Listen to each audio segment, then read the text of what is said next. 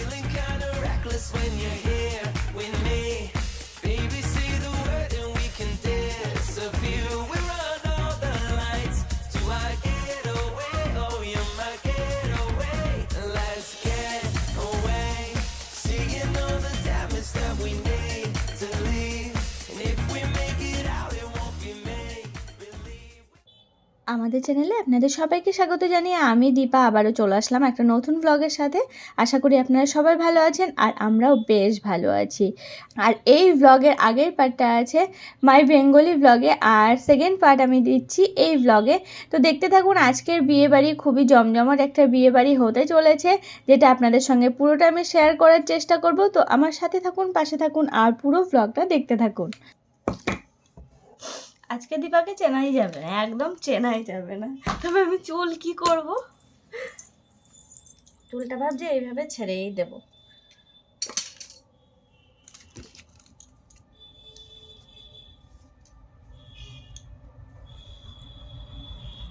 এরকম ভাবেই যাব।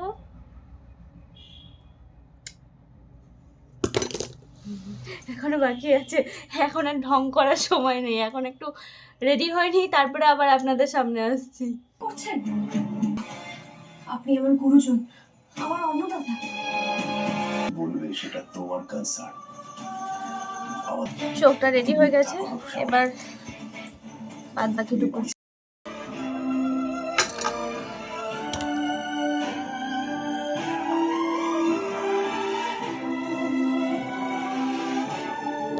এই যে মোটামুটি মুখের মেকআপ কমপ্লিট। হ্যাঁ বল। সিঁদুর পরবো, টিপ পরবো, হয়ে যাবে। তার আগে আমি শাড়িটা পরবো।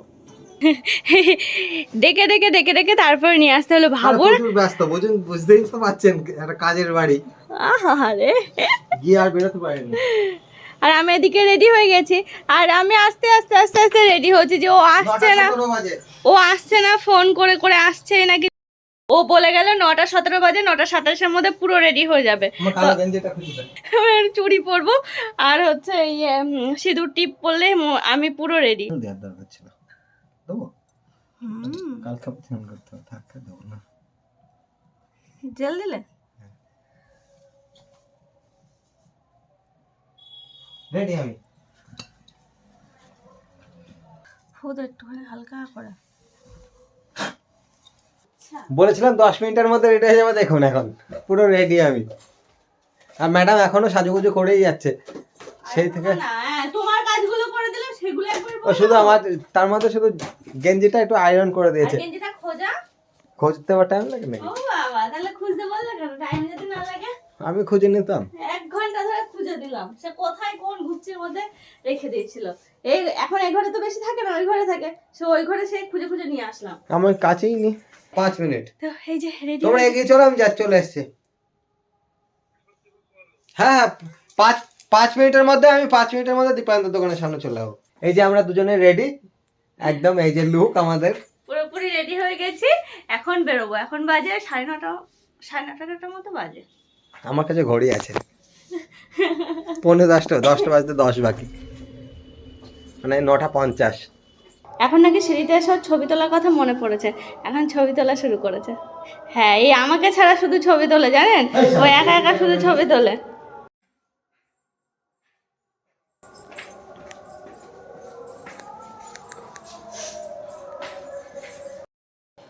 এই যে বাবু মশাই এখন রেডি হচ্ছে। তুমি কোথায় পেলে? কি আলনাতেই ছিল।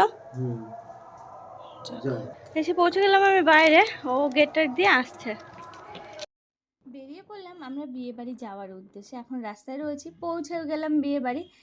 বিয়ে বাড়ি ঢুকতে না ঢুকতে দেখলাম ওকে ভাইকে দেখতে পেলাম এখানে। তারপরে আমরা ভিতরের দিকে গেলাম, আমি আর অর্পণ। আর শুধু আজকে আমি আর অর্পণ না, অর্পণের আরও অন্যান্য বন্ধুরা আছে, বন্ধুর বউয়েরাও আছে। তো সবার সঙ্গে সবাইকে দেখাবো। আর এই চলে আসলাম বোনের কাছে, বোনের হাতে গিফটটা দিয়ে তারপর 2-একটা ফটোও তুলে নিলাম। বিয়ে বাড়ি আসলে ফটো না তুললে কেমন যেন মনের মধ্যে খুঁতখুত করে, এতে ফটো তুললাম। তারপরে এই যে আর সবাই যারা রয়েছে অর্পণের বন্ধুরা, তো ওদের কাছে আসলাম। কিন্তু বন্ধুর বউদের তো আমি দেখতে পাচ্ছি না, তারা কোথায় সেটাই আমি খুঁজে বেড়াচ্ছি। আর আমি এদিকে খুঁজে বেড়াচ্ছি, তো কোথায় ও দেখতে দেখতে এই যে দেখলাম যে এখানে ওরা আছে। তো এখানে আমিও দাঁড়ালাম, ওদের সাথে গল্প করছি। এগুলো হচ্ছে আমাদের টিম, দুজন এই আর আর কেউ আছে? তারপরে চলে আসলাম একটু উপরে ভাই আর ভাইয়ের বউর সাথে দেখা করার জন্য। তারপরে আবার নিচে আসলাম, নিচে এসে চোখে পড়লো ছাদনা তলাটা, এটা কি সুন্দর করে সাজানো, কি ভালো লাগছে। আর এই যে আমি আর অর্পণ এখন কি করব, সবাই মিলে এখন কফি খাচ্ছি, মানে অর্পণের বন্ধুরা প্লাস আমরা সবাই মিলেই আর কি। তারপরে এখানে সব ফটোশ্যুট চলছে, আমরাও দু একটা ফটো তুললাম। ফটো টটো তুলে তারপরে অর্পণের সব মানে পুরো টিম ধরে এখন ফটো তোলা চলছে এখানে। আমি বাইরে দাঁড়িয়ে রয়েছি, আমি ফটো তুলে দিচ্ছি, আমার কাজই হচ্ছে এই।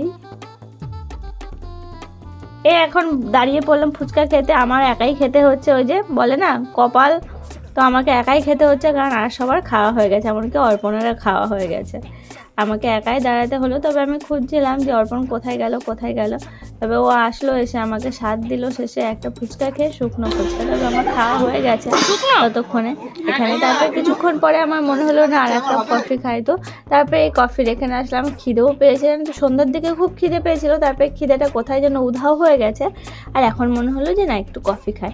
আর এই দেখতে দেখতে না এদিকে হচ্ছে বরযাত্রী সব চলে এসেছে, বরযাত্রীর তত্ত্ব নিয়ে সবাই একে একে ঢুকছে। এই সিনগুলো দেখতে বেশ ভালো লাগে, তো সেই সব কিছু দেখা হচ্ছে। তারপরে মনে হলো যে না আমি একটু এখানে যাই, তো বরের এখানে চলে আসলাম। বরের এখানে প্রথমেই চোখে পড়লো বরের গাড়ি, তারপরে বরের ওখানে নানান কিছু চলছে। আর এই সিনগুলো দেখতে সত্যি খুব ভালো লাগে, এই যেমন বরকে বরণ করে ঘরে নিয়ে যাওয়া, বাড়িতে নিয়ে যাওয়া, তারপর বরের হাত ধুয়ে দেওয়া, এই যেমন এখন দুধ দিয়ে হাত ধুয়ে দেওয়া হচ্ছে, মানে শাশুড়িতে হাত ধুইয়ে দেয়, তারপরে মধু খাওয়ানো থেকে শুরু করে অনেক কিছু নিয়ম কানুন থাকে, সেইগুলো এক করে পালন করে তারপরে ঘরে নিয়ে যাওয়া হয় যে কোলে করে। আবার মানে আমাদের বিয়ের সময় অর্পণকেও কোলে নিয়েছিল দাদা ভাই, আর এখানেও এটা হচ্ছে বোনাই হবে, আর ওটা হচ্ছে অর্পণের বন্ধুর বোন, তো সেই সূত্রে আমাদের বোনাই হবে, বোনের বর। আর ভাবলাম যে এখন আর এখানে ঘোরাঘুরি না করে যাই একটু খেতে যাই, কারণ খুব খিদে পেয়েছে, বললাম না যে খিদে পেয়েছিল সন্ধ্যার দিকে। আর এই যে খাবারের এখানে আসলাম। হ্যাঁ প্রজাপতি কেসটা কি ঠিক ঠিক মনে ছিল না।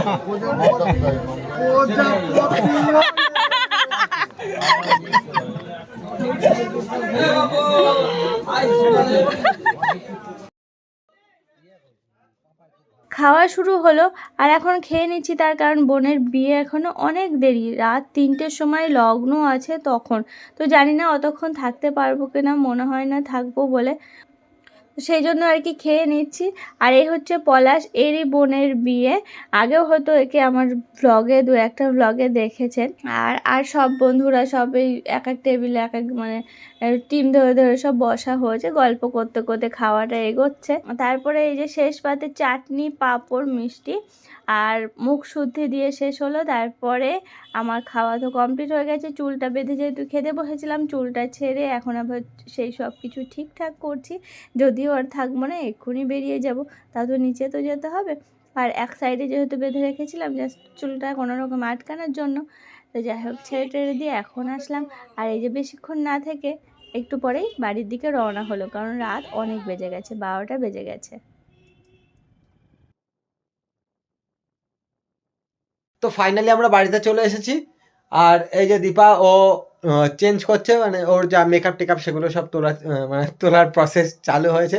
আর আমার তো মানে ইনস্ট্যান্ট কমপ্লিট, আমার পুরো চেঞ্জ, শুধু টি শার্টটা চেঞ্জ করবো হয়ে যাবে। তাহলে আজকের মতো ব্লগটা এই পর্যন্তই থাকলো।